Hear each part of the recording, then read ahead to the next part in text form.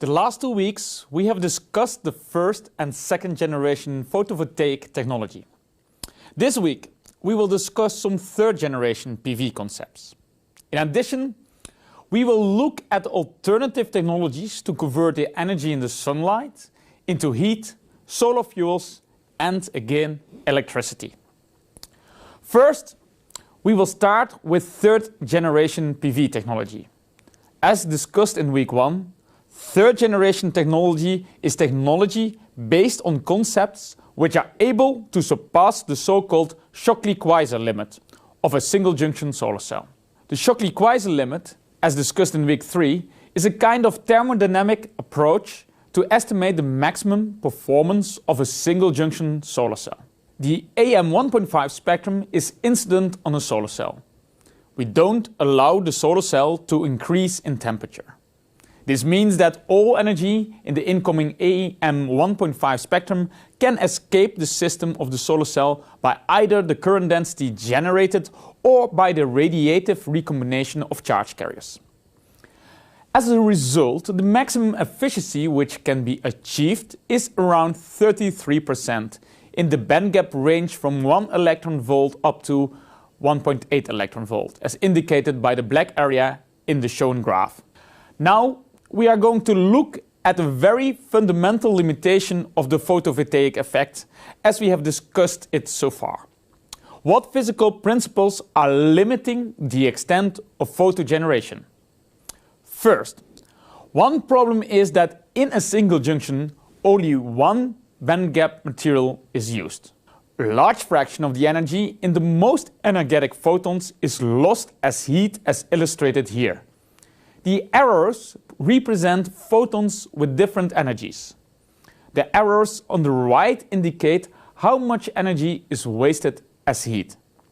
Secondly, most solar cells concepts are based on irradiance incidence of one sun. Higher irradiance means more current generation. Thirdly, every photon only excites one electron in the conduction band, creating only one electron hole pair. The energy of high energetic photons could be utilized better if they would create more than one excited electron in the conduction band. Fourthly, the photons below the bandgap are not used. They do not result in charge carrier excitation. Finally, the charge carriers populate single energy levels. Light absorption excites electrons and holes up into the conduction or down into the valence band. However, the charge carriers relax very fast, the electron to the bottom of the conduction band and the hole to the top of the valence band.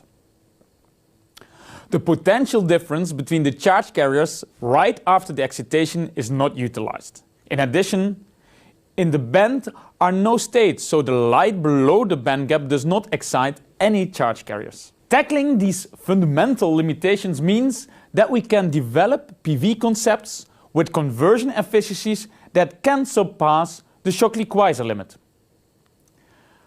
Tackling the first problem has been discussed last week. Both the 3-5 semiconductor PV technology and the thin film silicon technology use the concept of multi-junctions, several solar cell junctions stacked upon each other with a response to different parts of the solar spectrum. The second problem, that concepts are based on one sun irradiance, is tackled using concentrator solar cells. As discussed last week, the concentrator technology is applied on multi-junctions based on 3-5 semiconductor materials. As a result, the highest conversion efficiencies of 44% have been achieved. This exceeds the Shockley Queisser limit by more than 10%. The fact that every photon can only generate at maximum one collected electron can in theory be tackled by two approaches. The first one is down conversion, which is a spectral conversion approach. The high energetic photons are split in two or even more low energetic photons before being absorbed in the PV active part. As a result, high energetic photons can result in more than one electron being collected. The second approach to enhance the charge carrier excitation by a single energetic photon is called multiple exciton generation, MEG. Here, nanostructure semiconductor materials might be able to convert the energy of a photon in 2 or more excited electron hole pairs. The problem of the non-use of the photon below the band gap can be tackled with a spectral conversion approach as well. Here, the same low energetic photons, which are transmitted through the solar cell, are converted into one photon with an energy above that of the band gap of the semiconductor material. If this photon is reflected back in the material, it can be absorbed. The last problem in the list is that of a single population of each charge carrier. In theory, this can be tackled by hot carrier solar cells. Here, the charge carriers are collected just after light excitation, before they are relaxed back to the edges of the electronic bands. This improves the band gap energy utilization. Another theoretical solution is the concept of intermediate band solar cells. This is the concept in which intentionally an electronic band within the band gap is engineered to enable photons below the band gap to help additional electrons to be excited as well. Note that besides multi-junction and the concentrator approach, none of these concepts have resulted in high-efficiency solar cells or even been demonstrated yet. These other concepts are still in a fundamental research phase. Here, I will give you a quick introduction to down conversion, multiple exciton generation, up conversion, hot carrier solar cells, and intermediate band solar cells. Let's start with spectral conversion, which results in splitting one photon in multiple lower energetic photons. It might tackle the problem that per photon only one electron is excited. A down converter is a magic material that absorbs a high energetic photon and converts this photon in at least 2 lower energetic photons. If the energy of both photons is still larger than that of the band gap of the photovoltaic material, both photons can be absorbed and used for exciting charge carriers. As a result, a high energetic photon, like a photon in the blue visible part, can result in 2 excited electrons in the blue part. In other words, the maximum theoretical EQE of 100% at the wavelength of the blue photon can be increased to 200%. If the photon has enough energy to be split into 3 photons with an energy higher than the band gap, a theoretical EQE of 300% could be obtained. So spectral down conversions first convert photons into lower energetic photons, and these photons are used in photovoltaic devices. Multiple exciton generation, abbreviated with MEG, is another approach which can accomplish the excitation of more than one electron hole pair per photon. The difference with spectral down conversion is that all fundamental energy conversion steps occur in the PV active layer. In a normal semiconductor material, a high energetic photon has some rest energy which is not used to excite the electron. This excess energy is usually lost as heat. In down conversion approach, this rest energy is transferred as a quantized energy package within the material, where it can excite a second electron into the conduction band. It means that the energy in one photon results in 2 excited electrons.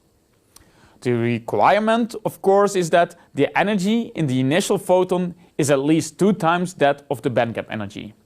In this way, theoretical EQEs of 200% can be achieved as well.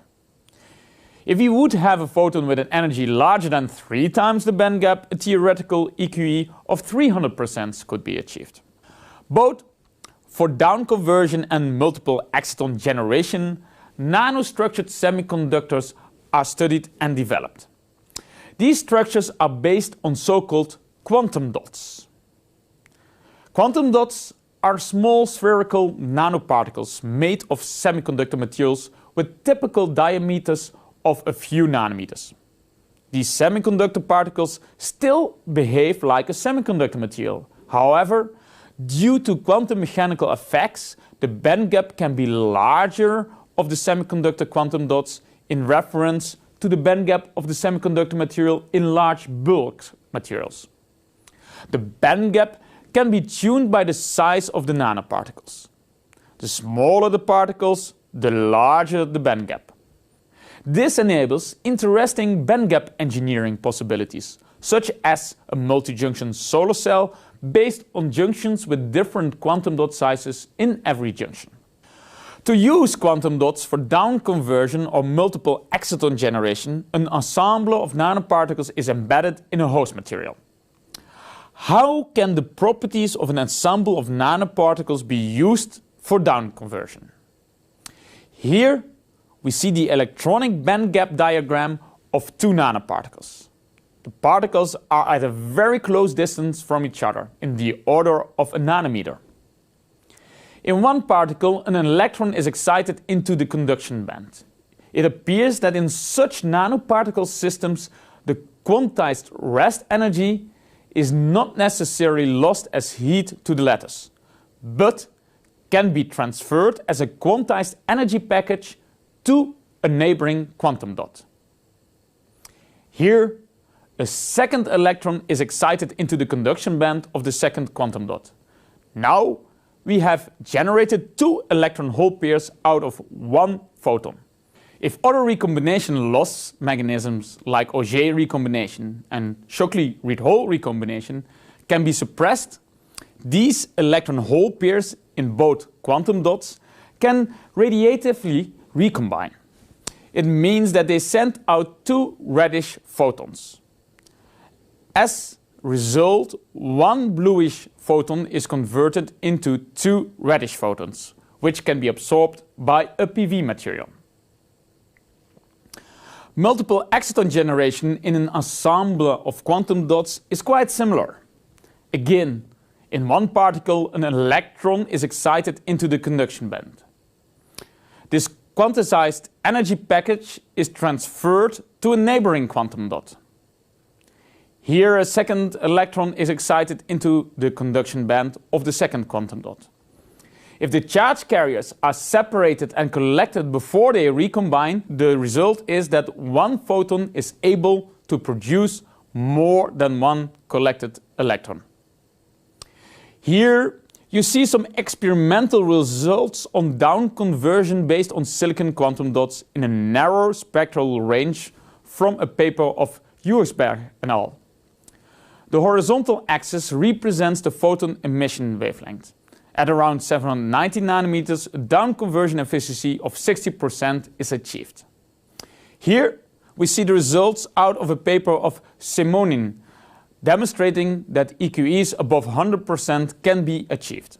The absorber layer contains lead selenide quantum dots, and in the blue region from 3.1 up to 3.4 electron volt, the quantum dots realize an EQE above 100%.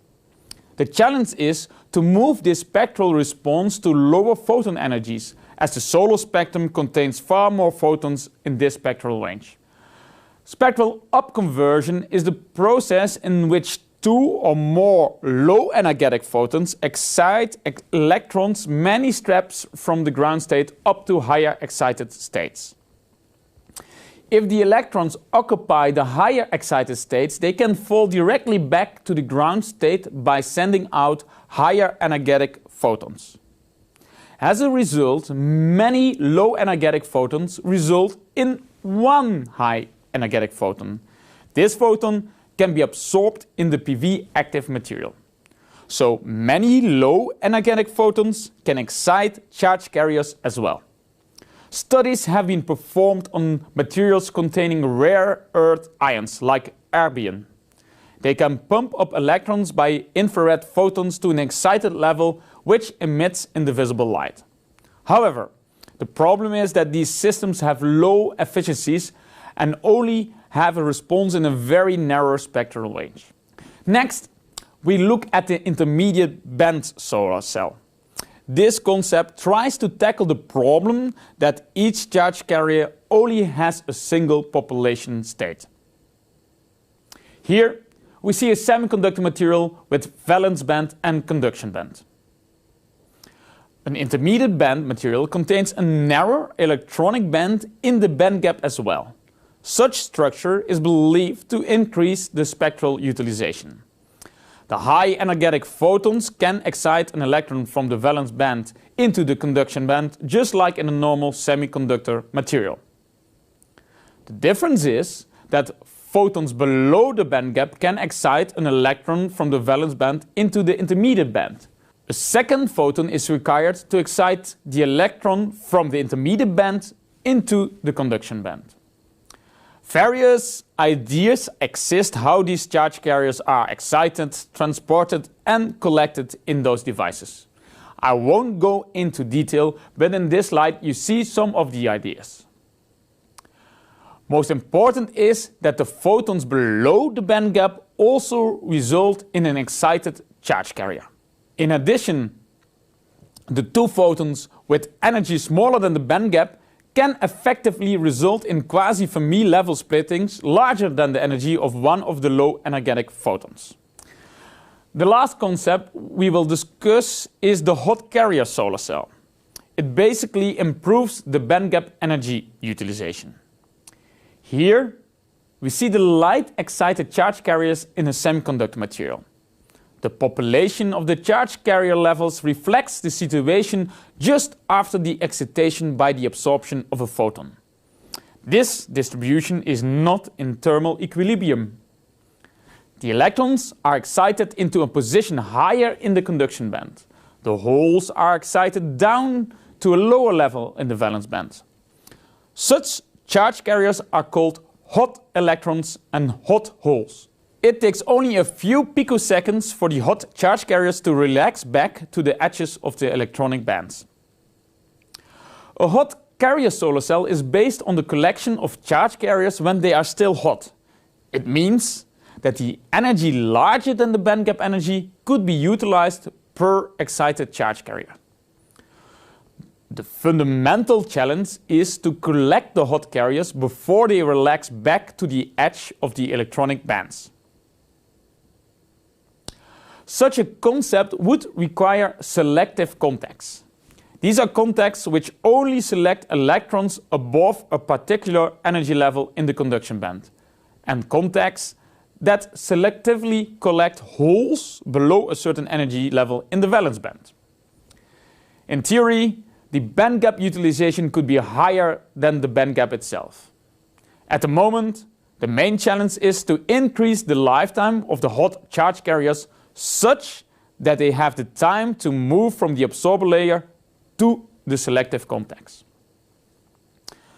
With the third generation PV concepts, we finish our introduction into the various PV technologies. Now, we are going to focus on harvesting the heat out of the solar light. In the next block, we will discuss solar thermal technology. See you in the next block.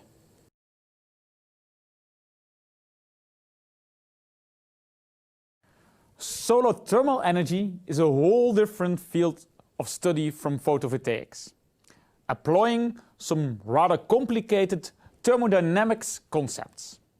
However, in this block I will try to explain the basic functioning of these systems and the different type of possible applications. First of all, what is heat? Heat, also called sometimes thermal energy, is caused by the potential energy and kinetic energy of the molecules in matter and results in the system temperature. There are two forms of heat that can be differentiated: latent heat and sensible heat. Sensible heat is the one that results in changes in temperature and can be defined as the product of the specific heat capacity of the material, Cp, the mass of the sample, m, and the temperature difference. On the other hand, the latent heat is the one that, without change in temperature, is able to make the material change its phase. In other words, it is the energy needed to go from solid to liquid or from liquid to gas.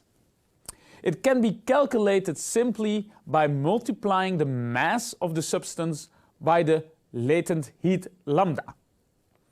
When the phase change happens, the extra heat provided will result in a further increase in the sensible heat.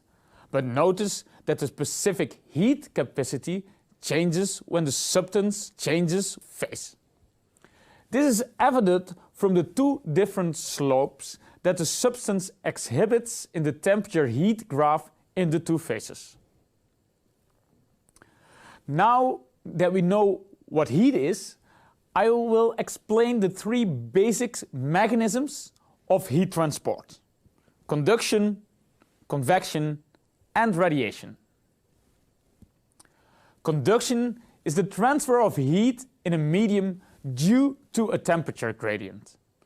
So let's imagine a house with a heating system during winter. The inside of the house is warm, but the outside is cold.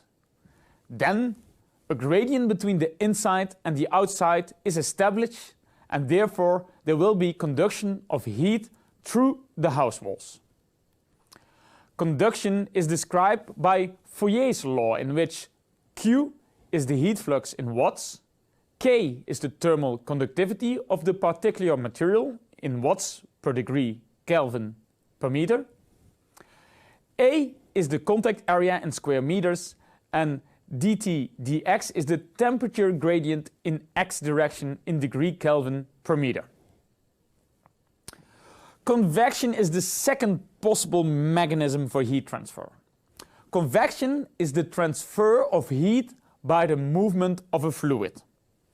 When a moving fluid is hot, it will transport that heat with its mass. Convection can be forced when the movement of the fluid is caused by external variables, or natural by the density difference caused in the fluid due to the temperature gradients. In both cases, the heat transfer can be described by Newton's law, in which H is the heat transfer coefficient in watts per square meters per Kelvin. I won't go into detail on how to calculate the heat transfer coefficient, but it's important to know that it will depend on several operational factors, such as the velocity of the fluid, the shape of the surface, or the kind of flow that is present. Finally, we arrive at the radiation mechanism. This is the most important mechanism of heat transfer for solar thermal systems. Thermal radiation is basically electromagnetic energy propagated through space at the speed of light. Thermal radiation is emitted by bodies depending on their temperature. This is caused by the excitation of electrons, which, when returning to lower energy states, liberate energy as electromagnetic radiation.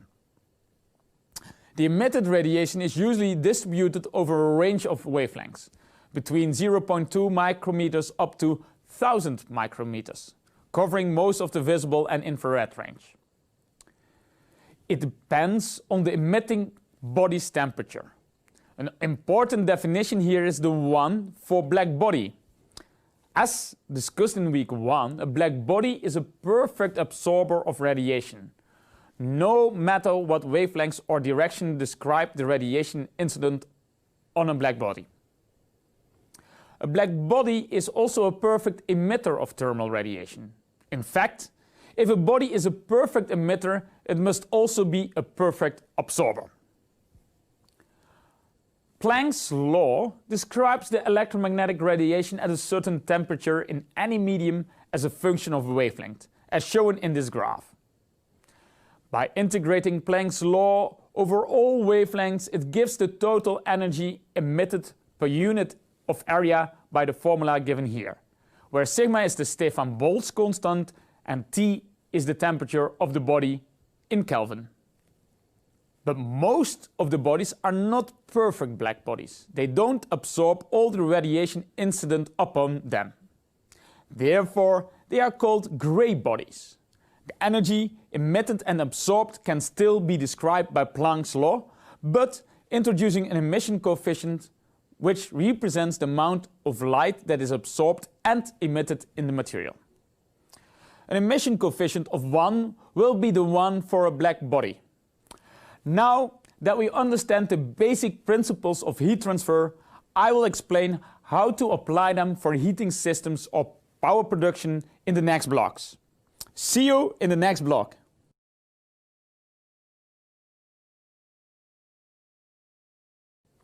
So far, we have covered the basic concepts of heat transfer and properties. Now, we are going to discuss the applications of these concepts to cover our heat consumption. As shown in the first graph, the supply of heat represents nearly half of the world's energy demand. Oil, coal and gas account for more than 2/3 of this demand. Most of the heat demand is accounted for the industrial and residential sectors. What we propose here is to cover at least part of this demand with solar energy. For that purpose, we can use a solar water heater. A solar water heater is a combination of a solar collector array and energy transfer system and a storage tank. The main part of a solar water heater is the collector array, which absorbs solar radiation and converts it into heat. This heat is then absorbed by a heat transfer fluid that passes through the collector. This heat can be stored or used directly. The amount of hot water produced by a solar water heater depends on the type and size of the system, the amount of sunshine available at the site, and the seasonal hot water demand pattern. There are several ways to classify solar water heating systems. The first way is by the fluid heated in the collector. When the fluid used in the application is the same that is heated in the collector, it is called a direct or open loop. When the fluid heated in the collector goes to a heat exchanger to heat up the utility fluid, it is called an indirect or closed loop. The second way to classify the systems is by the way the heat transfer fluid is transported. This can either be passive, in which pumps are not needed, or by forced circulation using a pump. The passive solar water heating system, shown in the picture, uses natural convection to transport the fluid from the collector to the storage. This happens because the density of the fluid drops when the temperature increases, so the fluid finds it easier to rise from the bottom to the top of the collector. This is the same as the principle of natural convection we discussed in the previous block. The advantage of these systems is that they don't need pumps or controllers, so they are more reliable and last longer. However, if the quality of the water is not very good, it can clog the pipes, considerably reducing the flows. On the other hand, active systems need pumps to be able to circulate the fluid from the collector to the storage tank and the rest of the circuit. They are usually more expensive and bulky and less efficient than passive systems.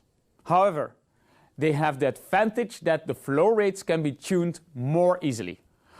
One of the most famous active solar water heating systems is heat pumps.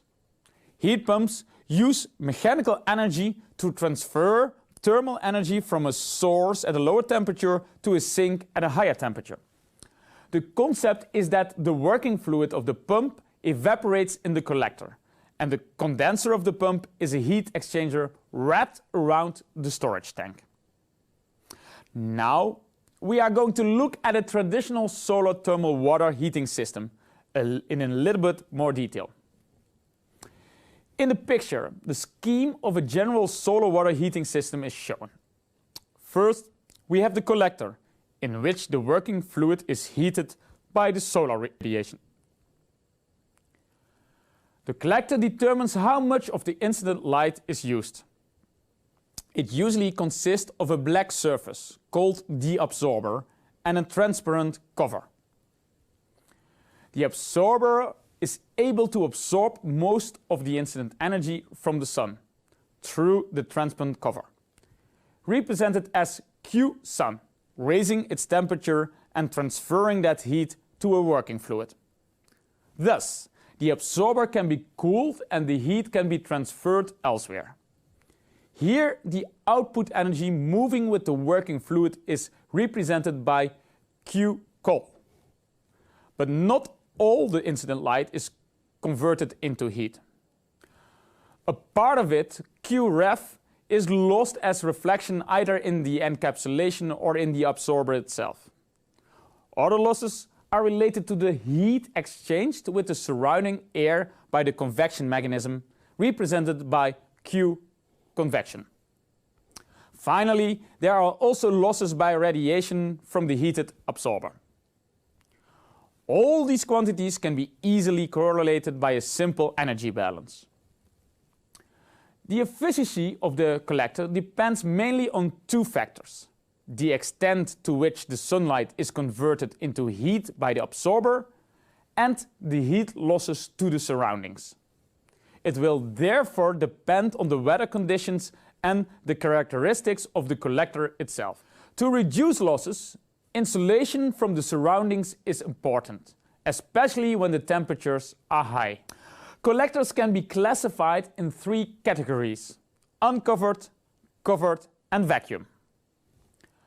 Uncovered collectors don't have a transparent cover, so the sun strikes directly in the absorber surface, avoiding a good fraction of the reflection losses. It is used only for small differences in temperature with respect to ambient temperature, such as the ones in swimming pools. Covered collectors, on the other hand, are covered by a transparent material, providing extra insulation but also increasing reflection losses. These collectors are used for temperatures of 100 degrees Celsius. Finally, in vacuum collectors, the absorber is encapsulated in a vacuum space. In that case, little heat is lost to the surroundings. The manufacturing process of these collectors is more complicated and expensive, but the collector can be used for relatively high temperature applications since the convection losses to the surroundings are considerably lower than for the other types. Other way to classify collectors is by their shape. In that case, we can consider flat plate collectors and concentrating collectors. Flat plate collectors, as indicated by the name, consist of flat absorbers oriented towards the sun. They can deliver moderate temperatures around 100 degrees Celsius. They use both direct and diffused solar radiation, so they don't require tracking systems. The main applications are solar water heating, building heating, air conditioning, and industrial processes heat. The other shape that collectors can adopt is in the form of concentrating collectors. These collectors are for applications that need temperatures higher than those possible with flat plate collectors. Temperatures can be increased by decreasing the area of heat loss. This is done by interposing an optical device between the source of radiation and the energy absorbing surface.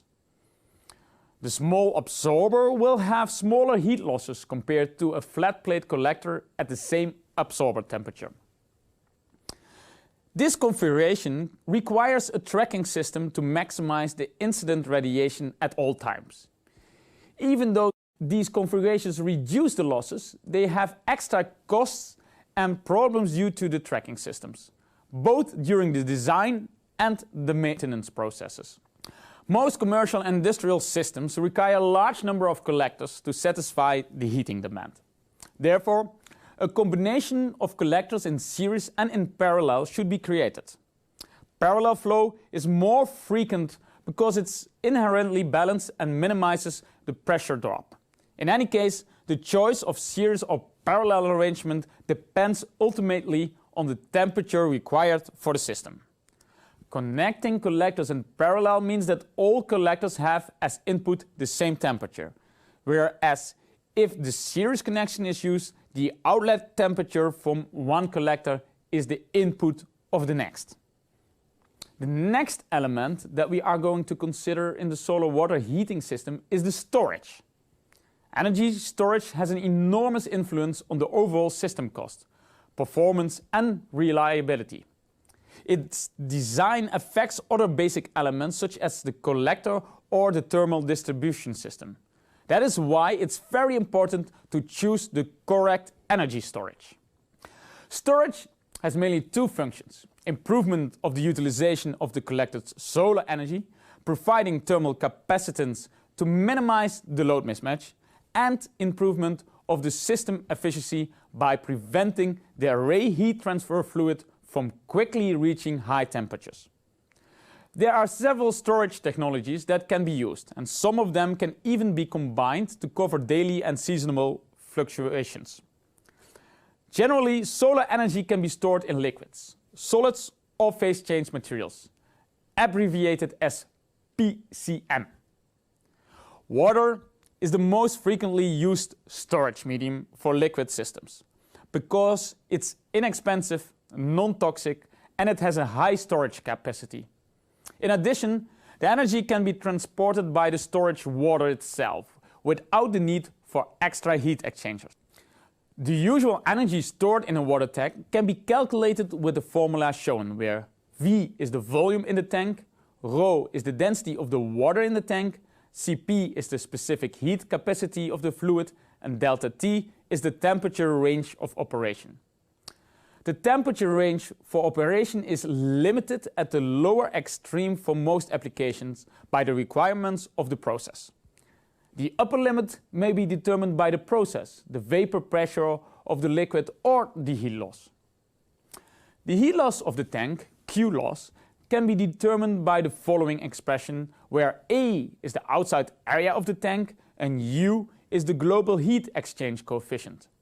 The value of U gives the quality of the insulation and usually varies between 2 and 10 watts per Kelvin. This U is also a function of the different media between which the heat exchange takes place. The same principles can be applied to smaller or bigger systems.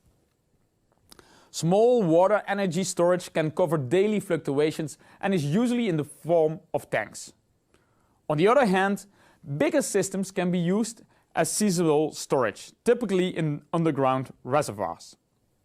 Other type of energy storage is the so-called packed bed. It's based on heat storage in solids. It uses the heat capacity of a bed of loosely packed particulate material to store energy. A fluid, usually air, is circulated through the bed to add or remove energy. A variety of solids can be used, rock being the most widely used. In operation, flow is maintained through the bed in one direction during addition of heat and in the opposite direction during removal. A packed bed in a solar heating system does not normally operate with constant inlet temperature. During the day, the variable solar radiation, ambient temperature, collector inlet temperature, load requirements, and the other time-dependent conditions result in a variable collector outlet temperature. The bed is in general heated during the day with air from the collector, and energy is removed during the evening and night by air temperatures near 20 degrees Celsius flowing upward. Other way to store energy in solid is when thermal energy is provided in the walls and roofs of the buildings for storage. A case of particular interest is the collector storage wall, which is arranged so that the solar radiation is transmitted through a glazing and absorber in one side of the wall. The temperature of the wall then increases, and that energy is transferred from the wall to the room by radiation and convection. Some of these walls are vented to facilitate natural convection even more. Finally, the last way to store heat that we will discuss is by phase change materials. In this method, the heat is stored as latent heat instead of sensible heat. Latent heat is the heat used for phase change, without any change in the material temperature. The materials used for energy storage via phase change must have high latent heat, so that a large amount of energy can be stored. In addition, the phase change must be reversible, being able to withstand many cycles. Then the heat that can be stored in the material can be calculated with the formula displayed here. In this case, we consider the specific heat capacity of the solid, Cs, from the initial temperature T1 up to the phase change temperature T star, the latent heat of the material lambda, and the specific heat capacity of the liquid Cl from the phase change temperature T star up to the final temperature T2.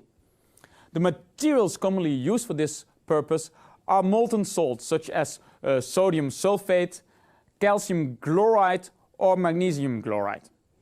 This storage is used generally for high temperature applications. Some systems include a boiler as a backup. Its main function is to provide the necessary energy when the solar power is not sufficient. It is basically a normal heater that adds the remaining heat needed to achieve the desired temperature. The boilers normally use either natural gas or oil to function. We have discussed how to collect and store the energy, but we also have to transport it. How do we do that? Using a collector circuit. The collector circuit usually transports heat using either a liquid or a gas. The optimum medium should not freeze or boil at the operational temperatures. It should have a large specific heat capacity and low viscosity. And it should be non-toxic, cheap and abundant. The most common fluids then are water, oils or air. The flux can either be caused naturally by the temperature gradients forced by a pump or by a heat pipe, in which the fluid is allowed to boil and condense again. The best choice will depend on the specific system considered. Also, it must be taken into account that if the pipelines are very long, the losses here can be considerable. So, pipeline length would have to be minimized. The system also has a controller in the circuit that regulates the fluxes of fluid through the collector, the storage and the boiler to assure the desired temperature. They take action when they sense over or under temperature. The most common application for these solar water heater systems is to produce warm water and space heating for household, industry, recreational activities or agriculture. The total energy demand of a typical household in the United States is shown here. You can see that the space heating and water heating represent 43% of the total energy consumption, and that can easily be covered by solar water heating instead of spending high quality energy such as electricity or fuels. Another interesting application is solar cooling. This may seem as a bit contradictory, cooling with heat. Well, it can be accomplished by 4 types of systems. The first one will be solar absorption cooling, in which, similar to conventional gas and steam fire units, energy is produced by a generator in the solar collector and used for air conditioning or intermittent absorption cooling for refrigeration. Other operation is to use combined solar heating and cooling, in which the air conditioning will be done in conjunction with heating, with the same collector, storage and auxiliary energy system serving both functions. Another interesting approach is the solar desiccant cooling, in which the system takes outside air, dehumidifies it with a desiccant, cool it in a heat exchanger and use it. The desiccant is regenerated with solar energy. Finally, a solar mechanical cooling system combines a solar-powered Rankine cycle engine with a conventional air conditioning system. The engine is powered by the heat in the storage tank. In this block, we have looked to converting solar energy into heat. In the next block, we will convert this heat again into electricity. See you in the next block.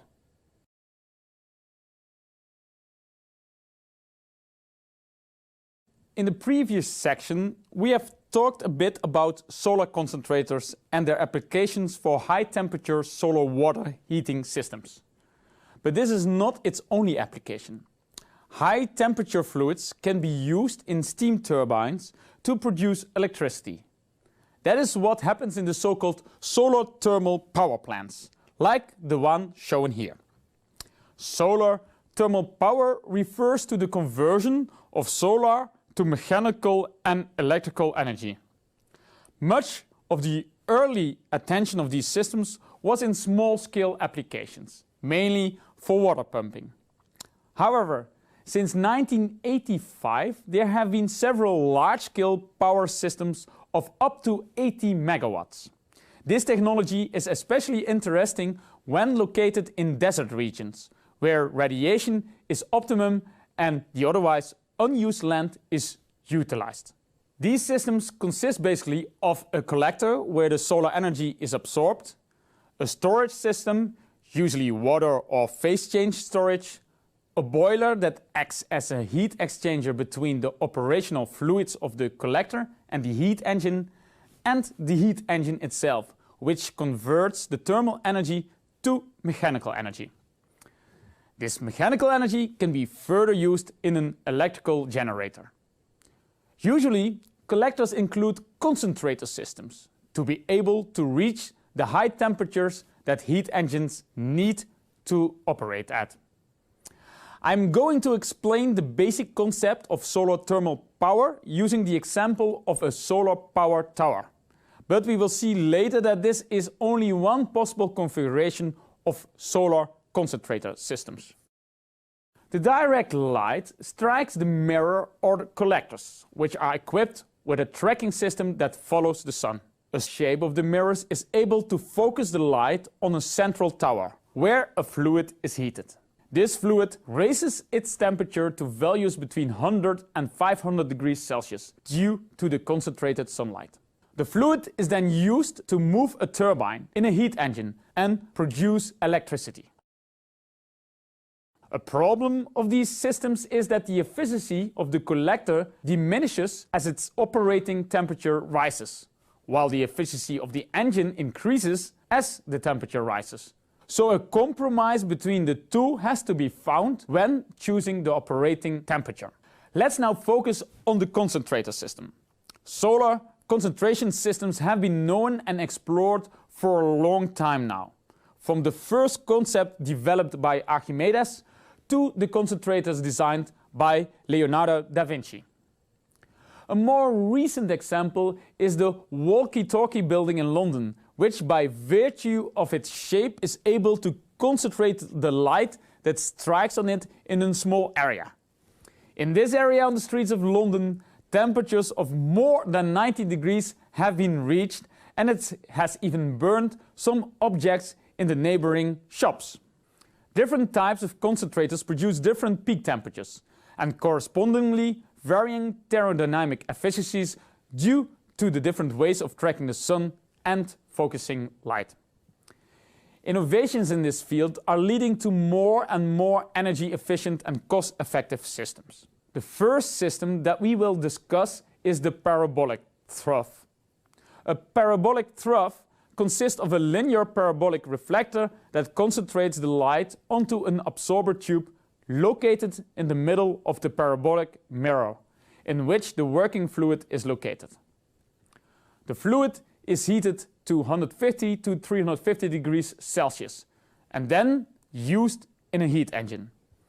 This is a developed technology whose most known examples are the Nevada Solar One and the Plataforma Solar de Almeria. Fresnel reflectors are similar, but using thin flat mirrors instead, in order to concentrate sunlight onto the tubes in which the fluid is pumped. Flat mirrors allow more reflection in the same amount of space as parabolic, reflection more sunlight, and are much cheaper. Other important concentrator systems is the dish Stirling. A dish Stirling or dish engine system consists of a parabolic reflector that concentrates light to the reflector's focal point, where the working fluid absorbs the energy, heating up to 500 degrees Celsius, and is able to operate a heat engine. These systems provide an overall efficiency of 31%, which is rather high. Several projects have been developed using this technology, such as the Big Dish in Canberra, Australia, or the NSTTF in Phoenix. Finally, we will finish the list with the solar power tower plants. They consist of an array of dual-axis tracking reflectors, commonly named heliostats, which concentrates the sunlight on a central receiver which contains the working fluid. The fluid can be heated to 500 up to 1000 degrees Celsius and then used in a power generator or energy storage system. They are very efficient systems and have easier storage. The Solar 2 in California and the Plataforma Solar da Almeria are good examples of this technology. So, this was a brief overview concerning solar thermal energy. In the next block, we will discuss about other unconventional ways to use solar energy, like solar fuels. So, see you in the next block.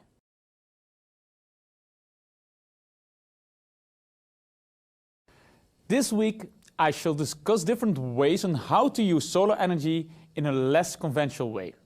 In past weeks, we have discussed how to convert light into electricity. Also, in the previous blocks this week, we talked about conversion of solar energy into heat. The last option is to convert solar energy into chemical energy, which allows us to directly create fuels. But why is that so important? Why would we want to create fuels instead of electricity or heat? Since the sun does not always shine, solar energy is not constant. There are two types of variations. The daily variations, meaning the difference between day and night, and the seasonal variations, because the sun's irradiation in the winter is not the same as in the summer. But even if there is no sun, we expect our energy need to be always covered. That is why we need some kind of storage, to be able to cover the electricity demand even when there is no sun. Actually, the biggest problem in the current energy scenario is not the production of renewable energy, but its storage. We know how to efficiently harvest the energy around us, but we don't have a reliable way to store it. There are several forms of storing energy that we can use. The graph here is called a Ragone plot. Ragone plots show the amount of energy stored in a certain storage technology per kilogram of material with respect to the power provided by the technology per unit of mass. The most used form of stored energy are fossil fuels. As the graph shows, fossil fuels have high energy density properties, are stable and reliable. But fossil fuels are depleting and their use is detrimental to our environment.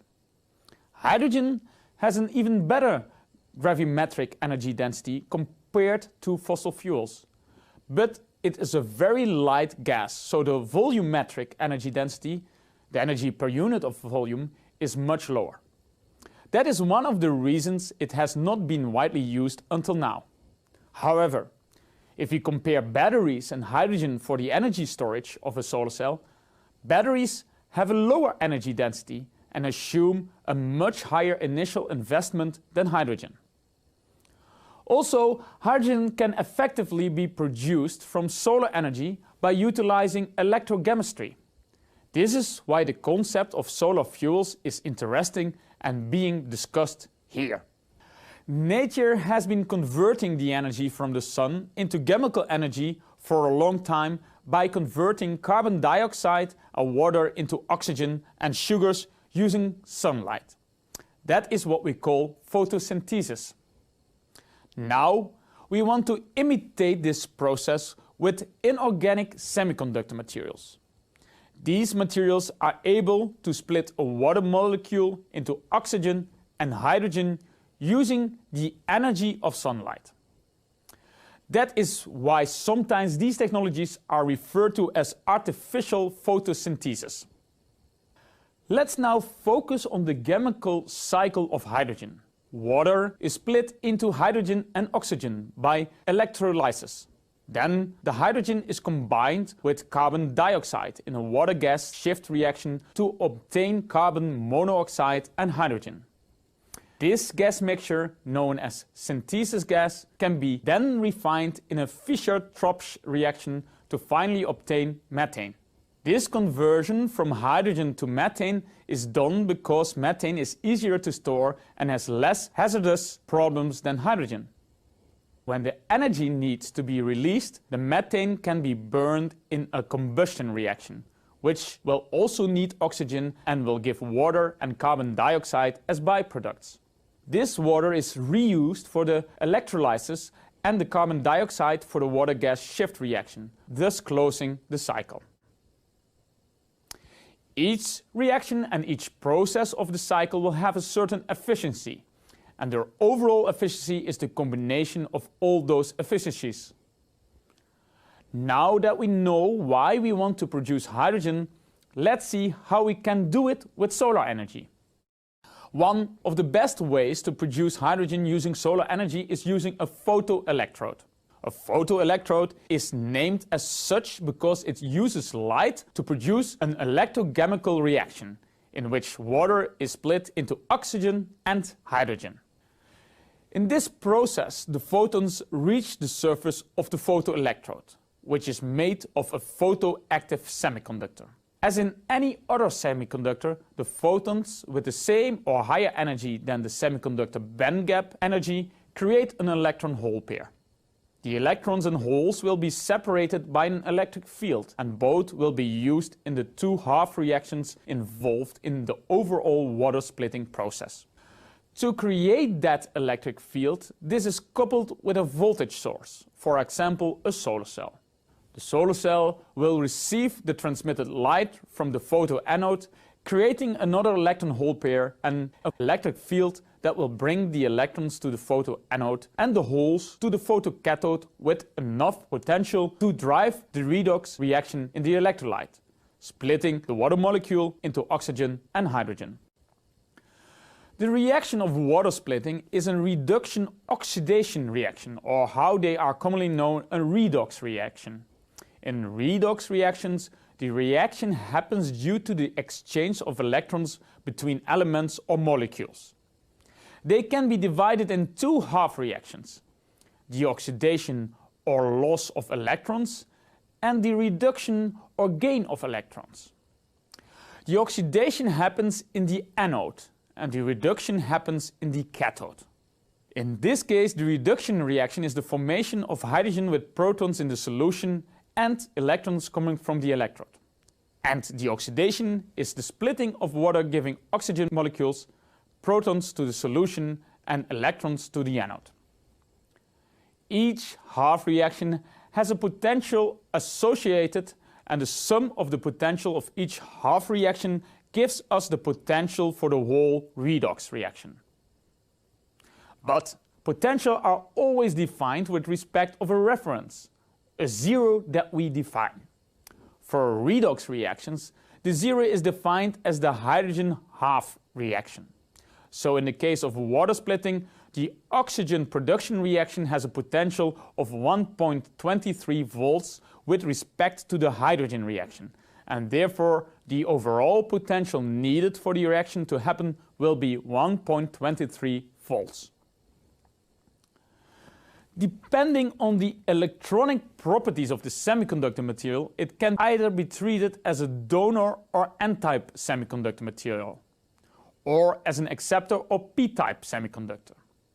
The band bending of the semiconductor can then go in two ways, depending on the semiconductor type.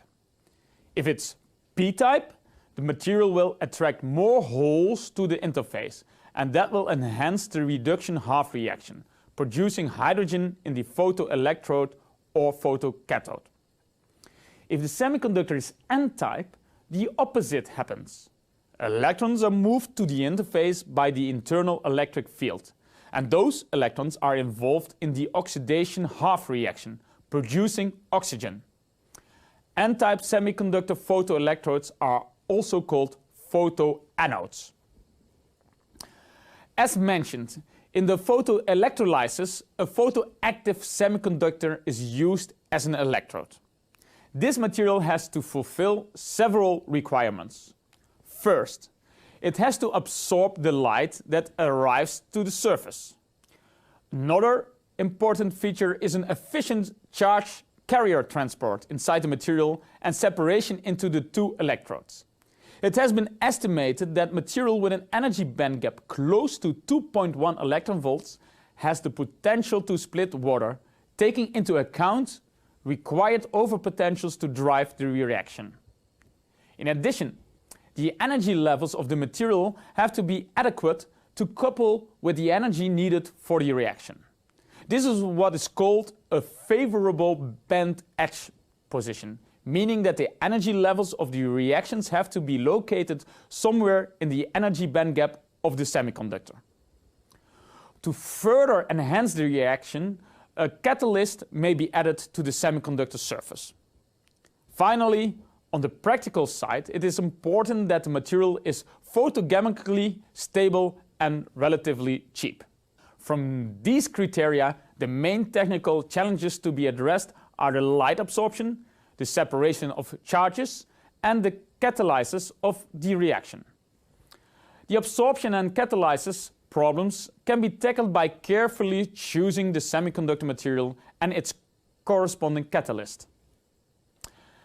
There are several materials that can be considered for solar water splitting. Some of the most popular materials studied for this application are titanium dioxide, tungsten oxide, bismuth vanadate, iron oxide, or silicon carbide. These last three materials are the ones with a more promising future, judging by their potential solar to hydrogen efficiency, as shown in the graph. When looking at the optimum band gap, iron oxide and silicon carbide are the best choice for the optimum absorption of light, since they have a band gap energies closest to the optimal 2.1 electron volts. But if considering the other factors like band position or stability, materials like bismuth vanadate may also be a viable option. The rest of the materials are not considered, such as titanium dioxide or tungsten oxide, because they have lower maximum theoretical efficiencies due to their large band gap energies. There are two main factors on which the efficiency of the overall water splitting device depends: the catalytic efficiency and the separation efficiency of the photoelectrode. The catalytic efficiency can be improved by placing a catalyst in the surface of the semiconductor. For example, for a bismuth vanadate photoanode, the inclusion of a cobalt phosphate catalyst on the surface will ease the oxidation reaction and the water splitting efficiency will be higher. The separation efficiency can be improved by introducing an electric field inside the material. One way to do this is to introduce gradient doping, from no doping at the surface to 1% doping close to the back of the electrode. That way, we create a depletion region in between the semiconductor and the electrolyte that will more easily move the electrons from the electrolyte into the semiconductor. The combination of both effects can highly improve the efficiency of the overall device. For the photoelectrochemical water splitting process, at least a potential difference of 1.23 volts must be given to directly split water.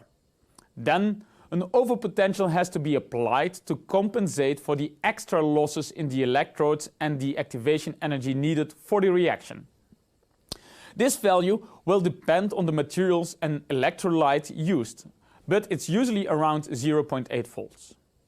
Both potentials added will result in the total potential difference needed to drive the redox reaction.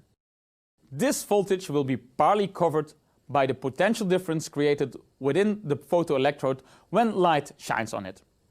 But that only compensates for around 0.6 volts of the needed voltage, depending on the material used, which is not enough.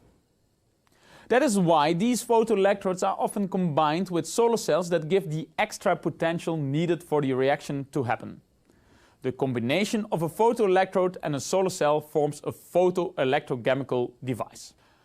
And if you are asking yourself how such a device will work, I will explain it right now. The photoelectrode, let's say a photoanode, is connected in series to a solar cell. So the photoanode of the example will be connected to the positive part of the solar cell.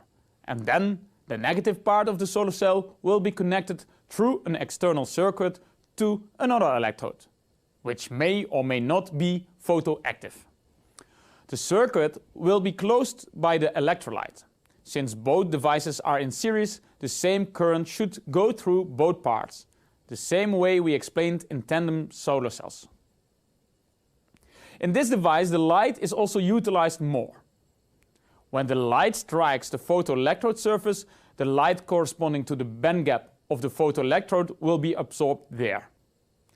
The rest of the light that has not been absorbed or reflected, called the transmitted spectrum, goes to the solar cell where it can be absorbed to produce the extra potential difference to separate charges and drive the reaction.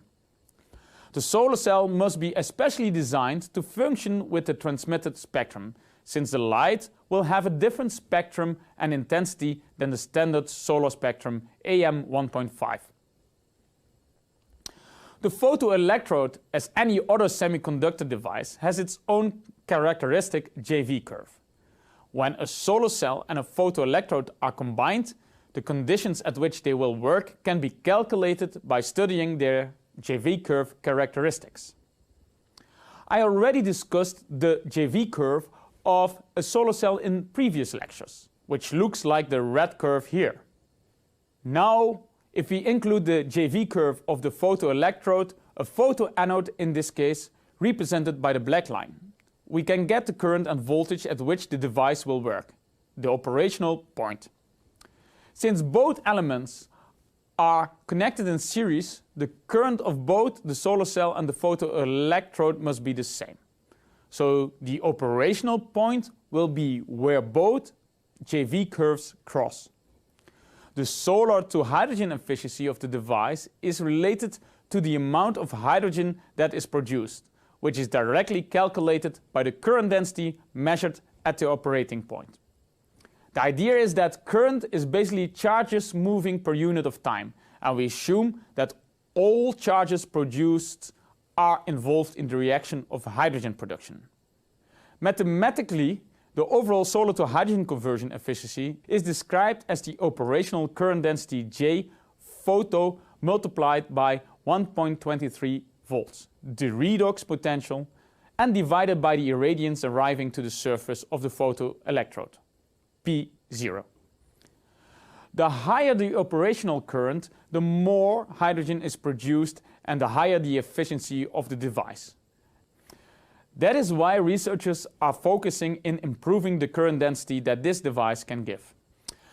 We talked about gradient doping and the use of water oxidation catalyst. There are other improvements that can be done to increase the performance of such a device, such as design of materials and thickness of a silicon thin film tandem cell, or the texturing of the photoanode for better light trapping. Applying all those concepts, we here at the Delft University of Technology have developed a device made with a bismuth vanadate photoanode combined with a double junction amorphous silicon solar cell and a platinum cathode. This device has achieved a solar to hydrogen efficiency of 4.9%, which is actually the highest efficiency reported for such devices based on a metal oxide photoanodes. This week, we have discussed the third generation technologies, solar thermal and solar fuel approaches. Next week, we will start building and designing a PV system. I will introduce you to all important components in the PV system. See you next week.